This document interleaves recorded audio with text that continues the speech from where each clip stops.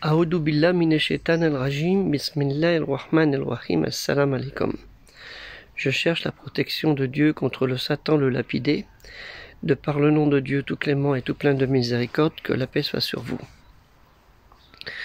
Beaucoup ont tendance à confondre la terre sainte, la terre promise, Eretz Israël, comme on dit en hébreu, excusez-moi de la prononciation, et la terre bénite.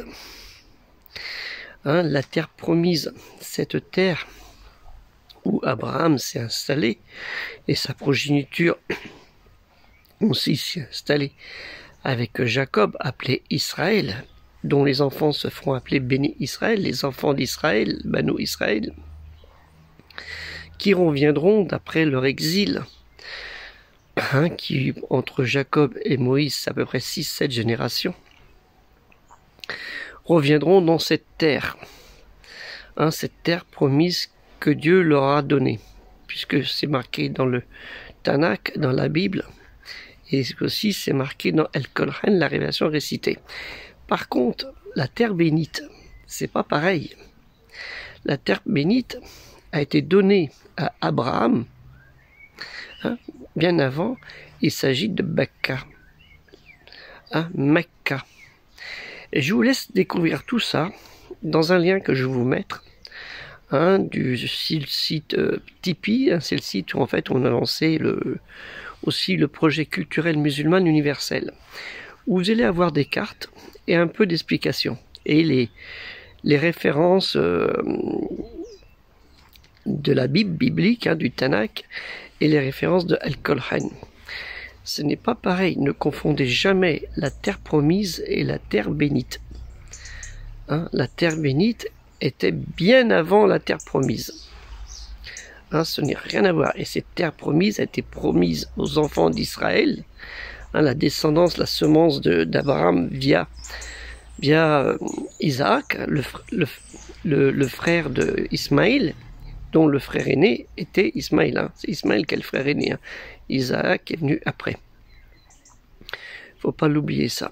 Et la génération, la descendance, la semence d'Ismaël, une très grande semence qui est marquée dans la Bible, ce sera un peuple, un très grand peuple, un peuple de guerriers, et qui fera des grands royaumes.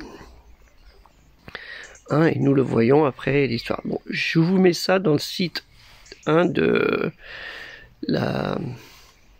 Tipeee, où vous allez avoir un explicatif, et pensez aussi à nous aider dans le projet culturel musulman universel qui est nécessaire et dont on a besoin de fonds pour ce projet, et aussi la grande collecte qui aura lieu, Inch'Allah, dans 18 jours à peu près, du 1er novembre au 31 décembre, où on demande 2 € de participation individuelle, ou plus si vous voulez, et 200 € de participation par lieu de culte, association culturelle musulmane en France, où il y a à peu près 2500 associations. 2500, 2600, mais j'ai pu recueillir que 423 adresses mail que j'ai envoyées à toutes les associations. Donc regardez dans les indésirables, vous avez peut-être ce contact, et puis via les pages Facebook, mes 2 comptes Facebook, j'ai envoyé à toutes ces associations les mêmes. Donc ils ont l'information, qui ne disent pas qu'on n'était pas au courant. S'ils n'ont pas envie, on ne va pas leur reprocher, c'est leur problème, c'est eux qui voient. S'ils ne veulent pas aider ce projet, c'est eux qui voient. S'ils ne veulent pas que la culture musulmane rentre dans le cœur des gens, des musulmans, et aussi de ceux qui ne le sont pas, qu'ils en assument les conséquences. Parce que de ce côté-là, si on en est arrivé là, c'est parce qu'il y a une part de responsabilité de tout à chacun, où on n'essaye pas de ramener vraiment la culture musulmane, de la culture religieuse à la culture dans son ensemble, qui est extrêmement riche. D'où ce projet. Et malheureusement, on est dans ce grand problème. Donc on espère, Inch'Allah, que vous participerez à ce projet. Et n'oubliez pas, la terre promise et la terre bénite, ce n'est pas la même chose. Ce n'est pas la même chose. Les enfants d'Israël ont pensé qu'il s'agissait de Jérusalem. Jérusalem est une terre bénite aussi. Mais la terre bénite, la première terre bénite, c'est Mecca.